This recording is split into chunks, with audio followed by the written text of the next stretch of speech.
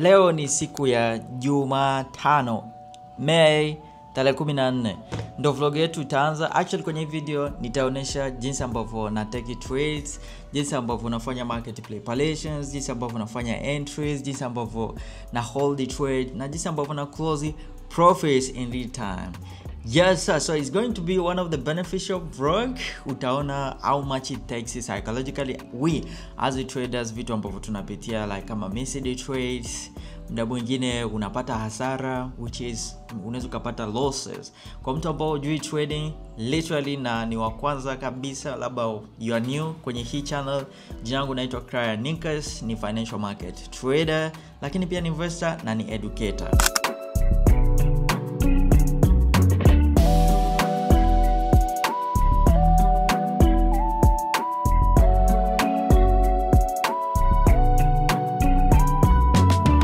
Leo tuna opportunities upande wa gold, tuna opportunity upande wa GJ na Euro NZD na baadhi ya pesa ambazo tutakuja kuziangalia, USSHF, EURSHF, all that. Tutaziangalia kwa uzuri.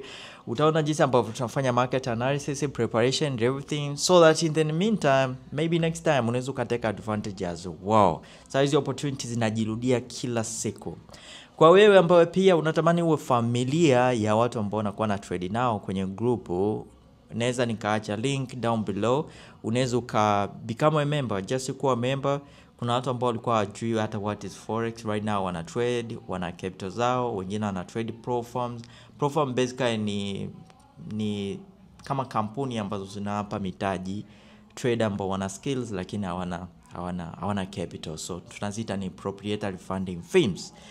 Yes, so cha kwanza ambacho inabidi ni waelezee ni baadhi ya vitu ambavyo wanavifanya for the midday kabla ya kuanza siku yangu, vitu gani ambavyo wanaviconsider au vitu gani ambavyo navipa priority. So basically mimi ratiba yangu huwa inaanza mapema sana, mapema kuanzia saa 12 au saa 1 ndio muda wangu ambao huwa ninaamka. Hiyo naita ni personal preparations. Basically huwa sipendagi kuanza siku nipo kwenye mood mbaya. Kuna zile 12 laws of universe. Kama wewe haujui, nenda Google 12 laws of universe. Mtu yeyote ambaye ni successful, successful kwenye biashara, kwenye maisha, successful person kwenye music, whatever, ana apply hizi 12 laws of universe. Kuna one of the law inaitwa the law of vibration. Huwa mnasikiaga hapa nasema you know the vibes. Huwa muelewi, But remember guys, trading ni beyond charts. Trading ni mindset. Trading ni psychology yako. Unaweza ukawa unajua hizi technical analysis lakini kama uko poor in how you think, your mindset, kama iko down, hauwezi ukamake it kwenye trading. Inaweza ikawa biashara ngumu sana kwa sababu inahitaji sana attention ya psychology yako, inahitaji sana attention towards your mindset, how you think. That's what about trading. So mnanionaga like niwe nimepata hasara, niwe nimepata faida, I try to myself niwe kwenye very good vibration. Nikisema you know the vibes, basically like the vibration is high.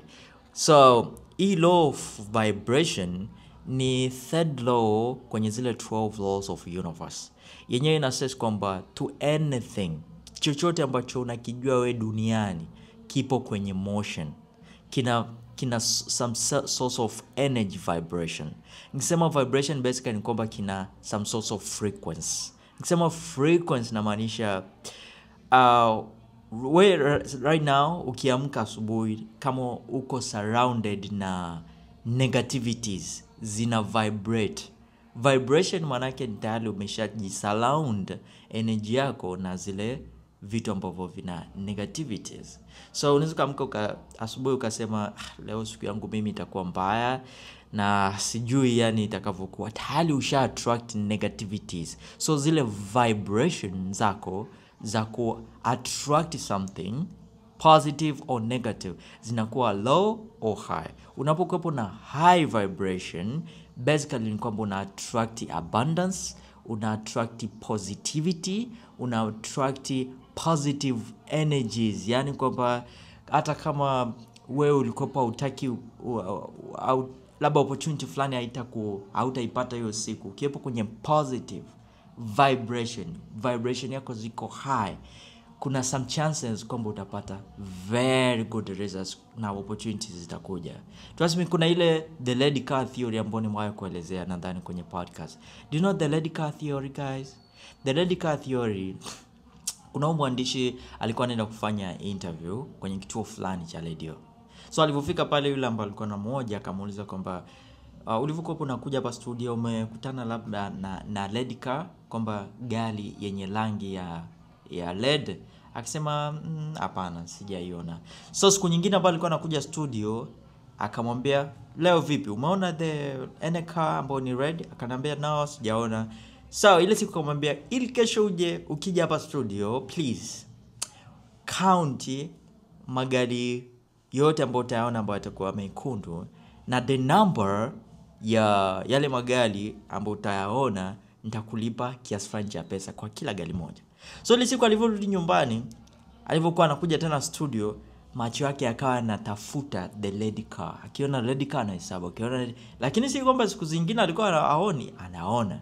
So ni same thing with the vibration energies na towards attraction, kwamba unapozoesha macho yako au unapoji-associate na some sort of vibration, you attract something. Macho yako yanaanza kuona. Like kama right now nimetaja kitu fulani, inawezekana kilikuwepo hapo lakini hujapay attention, kwa sababu labda nimekisema ndo unaanza kuona, unaanza kunotice.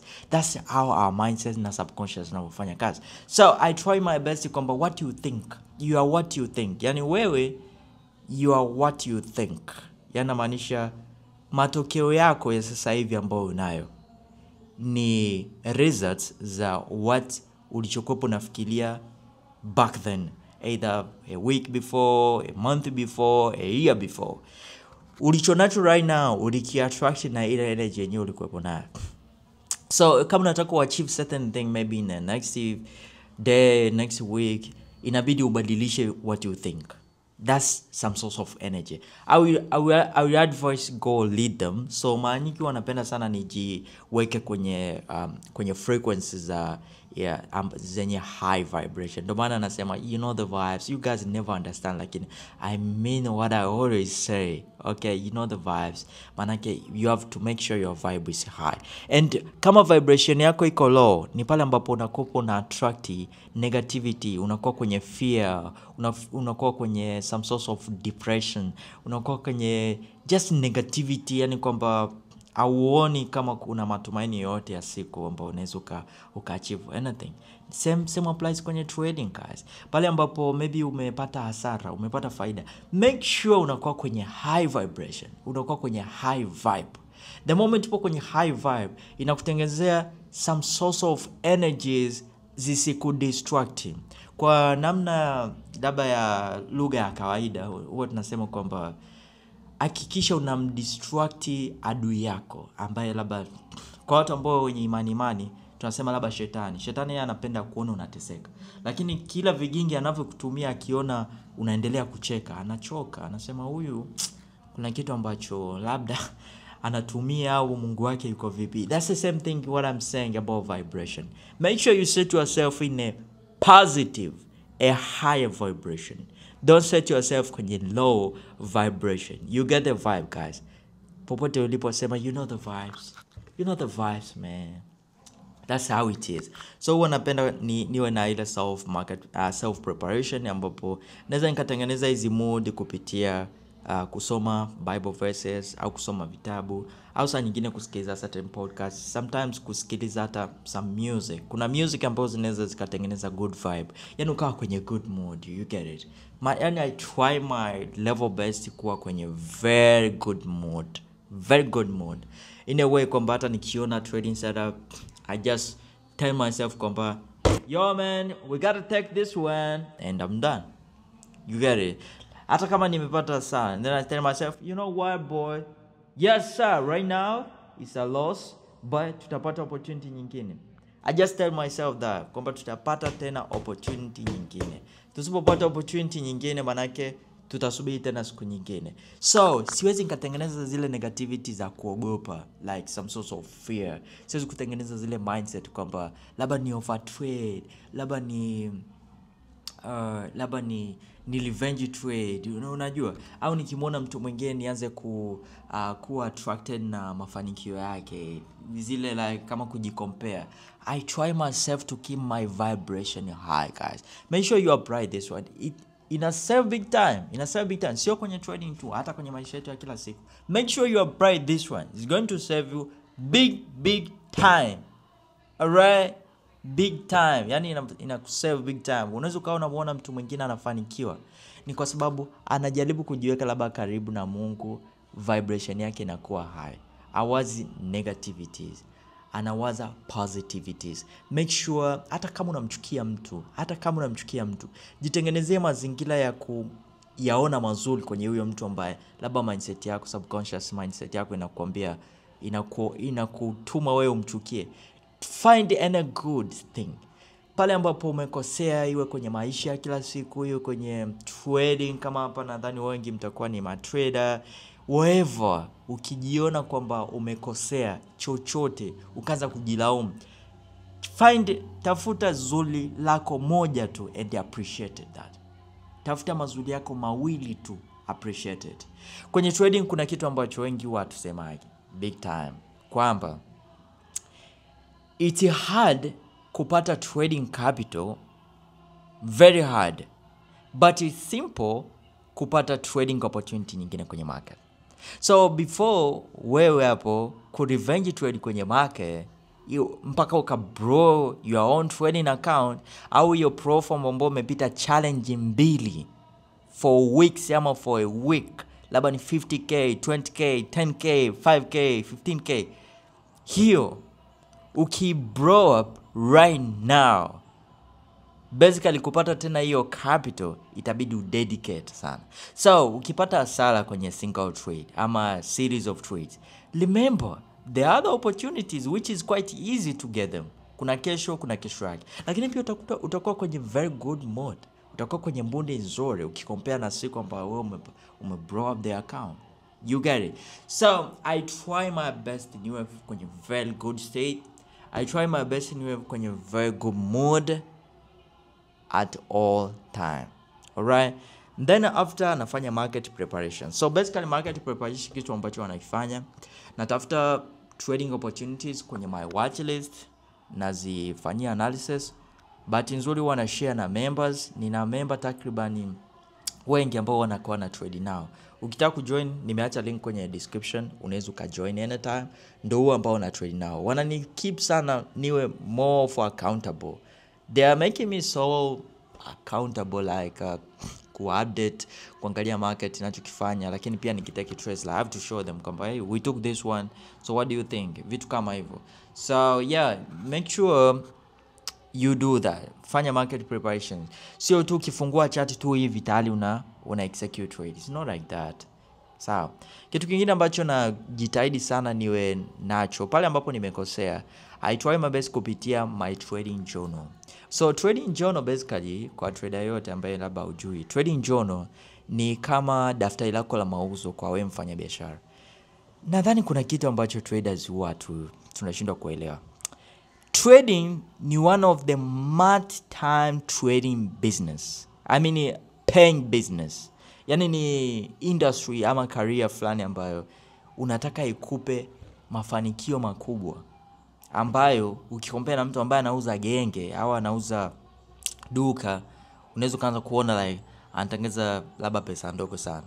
Wewe hii industry ambayo wewe unataka ikupe pesa nyingi, haufanyi journaling au andiki. Yani wakati mtu ambaye huwa hata mangi mwenyewe ana daftari la mauzo, anajua ameingiza mzigo kiasi gani, anajua ameuza mzigo kiasi gani, anajua cost ni shingapi. Wewe ambaye unataka trading ikulipe certain amount of money than huyo mangi, haufanyi journaling, haujui jana umeteki trades ngapi, haujui trade fulani kwa nini umepata hasara, haujui why guys. Sometimes kuna vitu vingine ambavyo we just have to sit down na analyze kwamba why are we doing such things.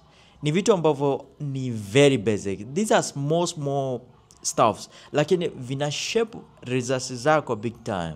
Like kama kujua jana umetake trades ngapi, au the whole month umetake trades ngapi, zipi ambazo zimeenda upande wako, zipi ambazo zijaenda upande wako. Je, trading system yako ina win rate kiasi gani? Unatakiwa backtest, labda angalie labda market conditions, kwa sababu trading market conditions zina change every time. Kama right now tupo kwenye wakati ambao labda ni like vita ya international trade. Kama mfano unavyoona kipindi cha Trump alivyoingia kwenye power, akawa na hizi quarrels na China na baadhi ya nchi ambazo zimetengeneza market environments tofauti. Kipindi cha Brexit, watu ambao wamekuwa kwenye trading nadhani kwa muda mrefu mnanielewa.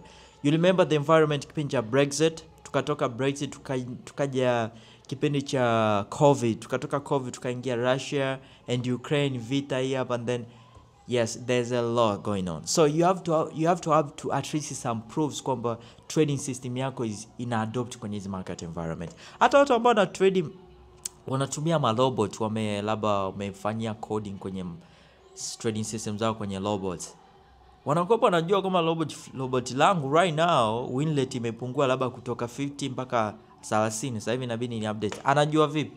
Ni kupitia the win rate ambao ni kwenye trading journal. So you have to analyze how you take trades and kupitia journaling, kupitia reviews ambazo unakopo umetake. Uwezi ukatake kwenye kwenye MT4, you get it. So right now ni saa 3:19. Nitakuwepo na prepare my breakfast real quick, but I guess nicho kiongea hapa mmenielewa. Tutakuwa tunafanya analysis yote nikishamaliza my personal preparation.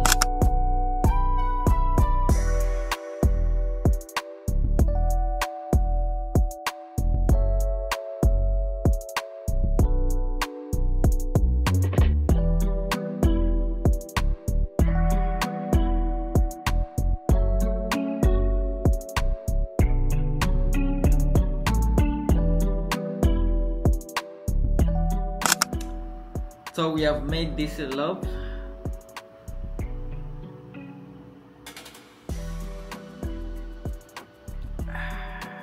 Hapa nimeweka mchanganyiko wa maziwa, korosho, avocado, ndizi and tungine nini? Nimesahau recipes zenyewe nimeweka, but this is perfect. Go and make it up in the morning. Unaweza kwa labda umeshapata breakfast, take this out. It's perfect. So ngoja tufanye market analysis wakati tuna enjoy hapa juice. Check it out. Kwenye chart hapa nina GBP JPY, gold na euro NZD. Kwenye GBP JPY nategemea nipate opportunity ya kubuy the moment market ikishow up kwenye hii area ambayo mimi naita the level of demand right here. So kitu ambacho nakisubiri ni price kushow up that level. So wakati tunashuka huku, hii tunaita ni counter trend, naweza nikaangalia selling opportunities. Nina hizi alerts ni kama alert alarm yako kwenye simu. So basically price ikishow up mitaki, hii hapa ndio itaniletea alert. So nimeweka alert the moment price ikishow up around here, kwa sababu tumepata hii breakout structure. Then nitakuwa naangalia kufanya entry ya kusell hapa mpaka this area, na ikishow up kwenye hii area nitakuwa nasubiri price inionyeshe kitu kama something like this. Inabidi nione price nionyeshia some sort like kama breakout structure, ili niangalie sasa kubuy kwenda all the way to the upside. Lakini pia as same price iki show up mitaki, inabidi nione price inanionyeshia kwamba tayari tume change from here hapa, kwa nitakuwa naangalia entries za kusell towards this level. So at this moment GBP JPY entry ambazo nimezitake kwenye my ProFarm trading account. So ilikuwa ni premature sales, as nimezingatia baadhi ya vitu. Kuna mtu ananipigia patachana. baadhi ya vitu ambavyo nimezingatia ni vitu vya kawaida. So hii hapa ni GJ ambapo sasa hivi ni kwenye New York session. So nadhani leo sita take trade kwenye GJ kwenye hii vlog ambayo naifanya right now. And wanaonyesha also ninayo gold right now. Yes sir. So kwenye gold last time setup ambayo nilimiss nilikuwa naangalia ku buy from K, nika set pending as always. Most of the time wanapenda kutumia pending orders. So nika miss trade kutoka mita hiyo which was roughly PC 400 nikazimiss, au nilikuwa nikasema okay no problem, nikaachana na hiyo trading setup. Nikopo na zingatia ku take buyers from this area ambapo hata price haikufika. Ikafanya hii correction. Hii correction hapa nitegemea maybe some sort like price ilikuwa inaweza kama inaweza kapush mita hii au tukarudi tena kwenye key zone. This was my expectation kwenye gold, but that on haikushow up. So nikasema anyway let me waniachane na. So right now kitu ambacho nakiona natamani sana leo daily candle close tukiwa below kwenye hii level, so that kesho ambayo itakuwa ni Thursday, itakuwa ni May 15th, ni take opportunities za kusell the moment market kesho kwenye hii level. Mind you, trading strategy ambayo natumia literally ni pure supply and demand. Nazingatia sana market structure na price action. That's what I do. So hiki ndio kitu ambacho nitakuwa nakisubiri right away. Inabidi niweke alarm. Ngoja niweke alert ili niambie. Alert nitaweka hapa, this area here. Yes, so price ikikaribia hapo then itaniletea alert. So alert zinazokuja kwenye simu yangu zinakuwa za namna hiyo. I don't know if you see it, kama mnaweza kuona kwenye screen. Inakuwa inatumia pia kama normal text, au inaweza kaniletea kwenye app as it is.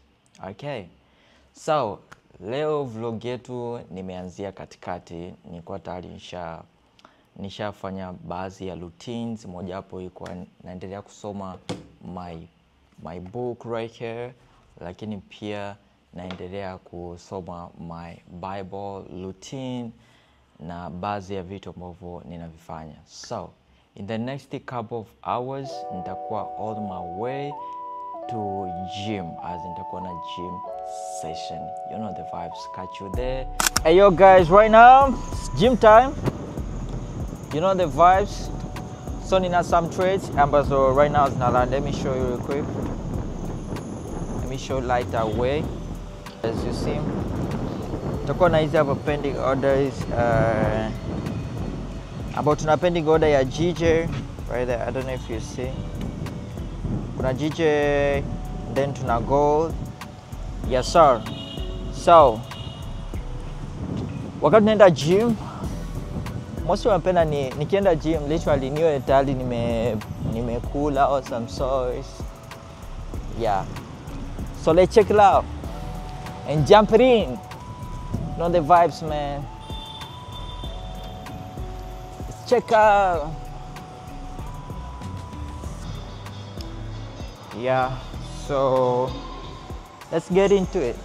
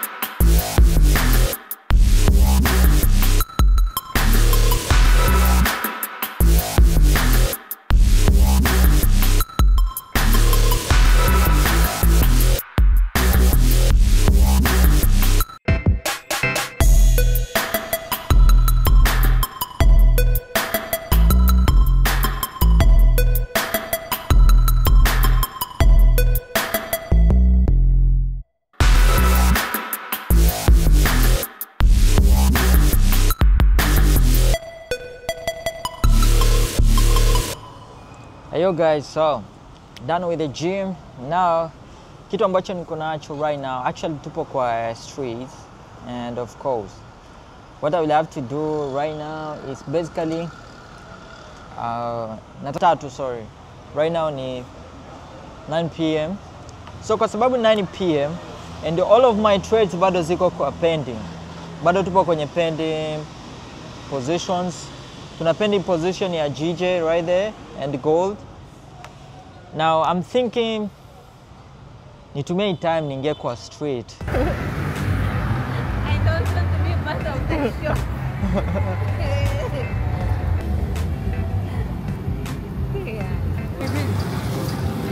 Pilipili. Uni shingapi? 500. Chukua yote. Makocha. I appreciate. So guys, we got this.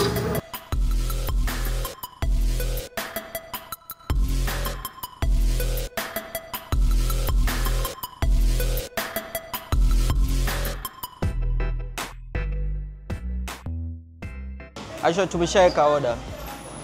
So what I'm doing right now, nenda nikasubiri msosi and try it out. So guys, nimepata hii ambayo ni wali nyama, malage, here we go.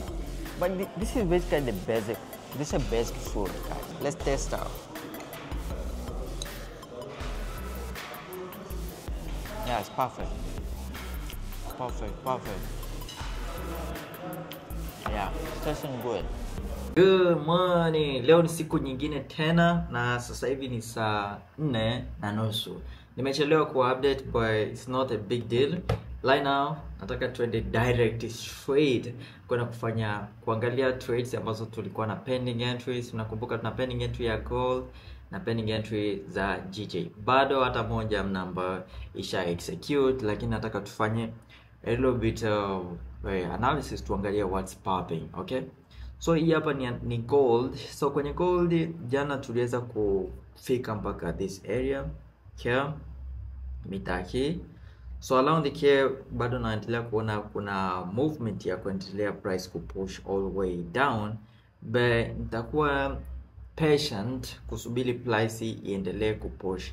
Naona along this level inawezekana ika push a little bit, lakini sidhani kama itaweza kuhold. So kitu ambacho tutakuwa naisubiri ni 4-hour candle. Hii hapa ni 2 hours. Tutakuwa nasubiri labda ifanye kitu kama hiki, lakini nadhani itaendelea kupush either mpaka mitaki. Naweza nikatake entry ya kusell ikinionyesha some source of confirmation. Nitatamani ifike hapa kabla ya New York session, kabla ya kuclose. Kama ikifika kwenye New York session then nikaona labda imenionyesha sign kwenye 4 hours, itakuwa ni high probability trade. Lakini kama ikinionyesha labda reversal candle kwenye 30 minutes ama 1 hour, wakati ambapo New York session inataka close, hiyo itakuwa ni low probability trading setup. Kwa hiyo haitakuwa trading setup nzuri, kwa sababu nikitake labda nika hold maybe during New York session, I mean during London session for the next day, na hisi kama price inaweza ikafanya manipulation ikanistop, kwa sababu gold inakuwaga na kelele nyingi sana. So tutaangalia what will happen and then I will update. So hii hapa ni gold, lakini pia still tunao GJ. Hizi hapa ndo trading setup ambazo tuko nazo. Tuna go last time, hii ndo ilikuwa na set kwa tunasubiri sorry, this is GJ. Yeah, tuna GJ tunasubiri price ifike hapa turudi humu ndani, and gold ndo okay hapa ambao tunasubiri price right now turudi humu ndani. So we have to wait, okay? We have to wait. Hii hapa ni channel ya members, lakini tayari nadhani kila mtu shamwambia utaratibu, unaweza uka join anytime. Hao ni members ambao unakuwa na share trading setup ambazo nakuwa nazitake. So yeah, nita update later on, lakini nadhani baadaye nitakuwa na schedule ya kutoka. Nitakuwa na ratiba nitakuwa na baadhi ya ratiba za nje, which is kama itakuwa ina make sense nitazifanyia vlog, lakini I don't think kama zitakuwa zina make sense kwa ajili ya ku make vlog. So you know the vibe. See you there and stick around.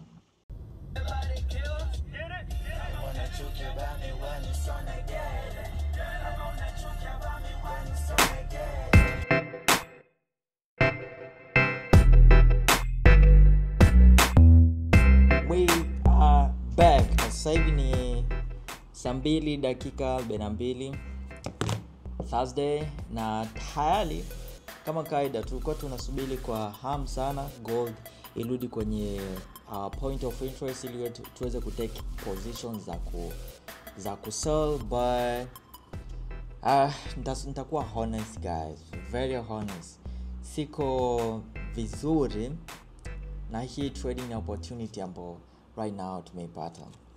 Kama unavyoona, hii ni one of the trading setup ambayo tulikuwa tunasubiri price irudi, mbaya imerudi kabla ya New York session ku close, lakini pia London session imesha close. Imenionyesha reversal candle kwenye kwenye 1 hour, kwenye 4 hours bado haijaonyesha reversal candle.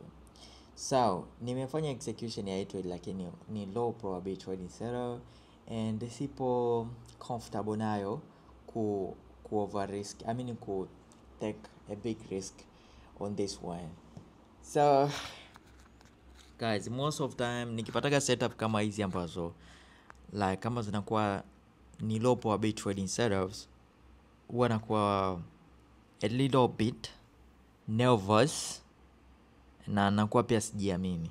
So kwenye trading setup nimeshare pia na members kwamba we have to take these setups, this setup, but sipo like it's of low probability, na gold ina tabia kufanya manipulations overnight. So I'm holding this one by at a very very very high risk. Itakuwa ni high risk trade, even though risk reward ratio 1:4.7, which is perfect. Manake nikirisk labda mfano $500, target ni 4 times, inakuwa nimetarget kama 2 point something k pound. So hii trade nimeteka kwenye my personal trading account na Proform account. Kwenye Proform account nimeriski 0.5%. Kwenye personal account yangu nimeriski 3%. So let's wait and see. And I hope nadhani mtakuwa mmeona how it takes to kusubiri trading setups, especially ukiwepo unasubiri for a little bit period of time. So tuta hold it up and then we will see what will happen. Okay, we'll see what will happen, but let me hold it overnight. You never know what will happen. So see you tomorrow. Okay, good morning, mambo ni aje? I hope you're doing fine. So hapa ni good afternoon by the way. Right now nataka niwape update, a little bit update kwenye pairs zote ambazo tulitake last night. Nakumbuka tulitake entries za gold, but guess what, we have a sad story kwamba tulikuwa stopped out and market ikaenda upande wetu. So it is what it is. Huwa tuna accept both outcomes. Okay, lazima kwenye trading wa accept to lose, also inabidi wa accept profit. So as always, kama una accept profit and losses, it is what it is. When it happens, we just accept.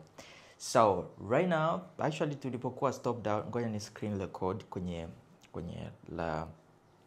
EMT kwenye my phone, so unaweza mkaona what we go through as the traders. Okay, now here we go. Tuna trades ambazo zina run right now. Tuna trade ya Euro CHF, tuna USD CHF. Hizi hapa ni setup ambazo tumezipata baada ya gold to stop out. But I want to show you something. Hii ni one of the setup ambayo imekuwa one of the best trading setup ya Euro CHF kwenye buy. Nitaonyesha pia kwenye let me show you kwa members. Hizi hapa ni setup. Hii hapa ni Euro CHF ndio ambayo tumetake kwenye kubuy. lakini pia tuna USCHF ambao pia tumeteka kwenye kubuy. Ya gold ipo namna hii. Nakumbuka tulipata setup ya kusell kwenye gold last night, but haikuwa confirmed. Ndio maana nilikuwa a little bit anxious, unajua, kwenye hii trading setup. And bad enough ni kwamba nimetake kwenye trading accounts zangu zote tatu, so nimelose estimated 7%, but in my opinion naweza nikarecover maybe all of this trading setup. Naweza nikarecover hii loss maybe next week. But for this week I don't think kama EUROCHF na USCHF kama zitaweza kuhiti targets. Ngoja nionyeshe analysis zake. You see, angalia analysis ya gold guys. Ilikuwa ni one of the very good trading setup ambao tumesubiri for a day man. Tukaingia, nadhani haikuwa rip. Ilikuja kutuonyeshia reversal candle wakati ambao ilikuwa ni around 2. Niliona reversal candle, but nikataka niingie trade, nika hesitate kwa sababu tayari nilikuwa nishapata loss na psychology yangu pia haikuwa intact, so nikaachana na trading setup. In the morning naamka nikasema okay, let me wait. Nikataka ni take them kwenye itakapofanya pullback around this area. Nitaka nifanye entry kwenye key pullback. Ilikuwa ni around 4 I guess. Nikasema hapa tayari imeshafanya pullback, let me wait mpaka New York session. Labda ikifika before New York session itachezea humo ili niweze kutake entry as the 1 hour candle ili close. Yani usipoweka pending kwenye setup candle kama hii hapa, price ikipull light there, kama hujaweka pending, price ndio inakuwa imekuacha. So hii candle hapa ili close wakati ndio naiona. Nikasema kuliko ni take entry hapa, nikaweka stop loss huku, nikaliski pips 240. Itakuwa it makes sense. Ndo maana nikasema kwa niachana na trading setup, then niangalie opportunity nyingine, kwa sababu kwenye gold ku risk pips 200 is a lot. Lakini kama ingekuwa mita hii ninge riski around, inakuwa ina make sense kwamba na riski percent fulani ili niweze kuaim risk reward ratio kadhaa. Yeah, it makes sense. So jana nilikuwa pia siwezi kuweka stop loss kubwa in a way kwamba ingekuwa ni currency pair kufanya entry mita hii na stop loss nikaweka huku, kama risk reward ratio yangu inani favor, inakuwa ni fresh. Lakini kwenye gold basically unaweza kaona kama ningeweka stop loss above, kama niipe room ku breathe kwa sababu ni overnight, hapa ningekuwa nimeriski pips 220, which is siwezi kufanya ujinga kama huu, inakuwa sio biashara. Hata kama risk reward ratio is fine. Sasa hapa nitatumia loss size ya ngapi kwenye account, labda ya 1k ama ya kwenye pro farm, basically nitakuwa nimerisk a lot of percentages, nikaachana nayo. So imeenda upande wetu. Is one of the hardest part kwenye trading, unapokuwa umepata opportunity nzuri at the end of the day na kustop baadaye inaenda upande wako, is one of the hardest part. Lakini nadhani tutaweza kulicover. I have to share with the members right now, and yeah, it is what it is.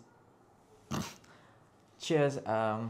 Nita update as leo ni Friday. So kama leo ni Friday, you know what it is, market ita close, and nitakuwa na ratiba za ku hang out kwa sababu this week has been not a little bit cool. Hii week haijawa fresh sana, so itabidi nitoke hata ni hang out, ni clear my mindset, you know. So I will update you soon, and yeah, cheers.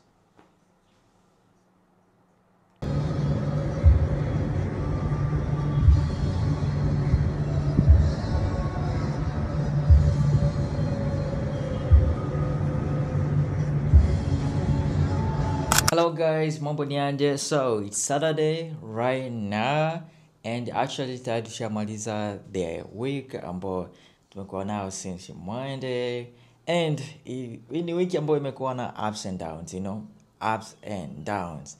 Na nitamani nifanye hii vlog literally nionyeshe how vile na take trades, lakini literally tume end up kutake only 4 trades ambao ilikopo ni upande wa gold ambao ilikuwa ni Ross, and then tuka take the other trade ambao ilikuwa kwenye Euro CHF na USCHF.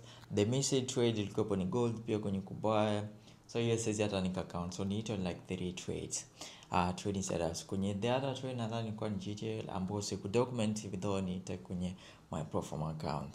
So literally nime end up ku close with this profit ambayo ilikuwa ni profit ya jana. Trades ambazo nimebaki na hold in zile trading setups za USD CHF and Euro CHF, nitaendelea kuzihold mpaka Monday, and nadhani zitakuwa kwenye vlog ambao nadhani nitaifanya by kwa next week. Lakini ili ku wind up the video, literally kuna vitu vingi sana as a trader ukiwepo na trade inabidi uviconsider sana, yani uvipe airtime sana. Kitu cha kwanza ni discipline. Discipline ndio kitu cha muhimu sana kwenye trading. Tukiachana na discipline ni ile knowledge, kujua unachokifanya, kwa sababu huwezi uka-apply discipline kwenye kitu ambacho ukijui. Yeah, literally inabidi uwe na discipline ukiwepo unajua kitu ambacho unakifanya. Hivyo ndo vitu almost kama hizo ndo main parts ama main ingredients ukiwepo na trade, inabidi unakuwa unazihitaji sana as a trader. Nafanya hizi vlog literally ili uweze kuona how much it takes ukiwepo na trade, and baadhi tu ya vitu tu ambavyo mostly sipostigi kwenye my personal account kama IG, Twitter, even TikTok huwa sipostigi kama hizi behind the scenes. But I really appreciate so much kama umeangalia hii vlog mpaka mwisho. I really appreciate so much. Nadhani mtanipa comment kwenye comment section what do you guys think, but literally vlog kama hizi zitaendelea kuwepo, and stick around. But nataka niombe kitu kimoja, kama hauja subscribe kwenye hii vlog, please subscribe. Lakini cha muhimu pia nenda ka subscribe kwenye channel ya FXB University. Kule kuna some lessons ambazo huwa nazipost like chat works, vile ambavyo different lessons aside easy behind the scenes kama vlog. Lakini nadhani nitakuwepo na different projects ambazo nitakuwa nafanya in the next month I think, which is nitaziweza kuzidocument pia kwenye hii channel yangu, which is nadhani itakuwepo ni big time kama mkiwepo mnaendelea kufuatilia. So I really appreciate so much kama umeangalia mpaka mwisho. Don't forget, make sure unaweka the vibration yako iwe high. You know the vibes, man, that's the thing.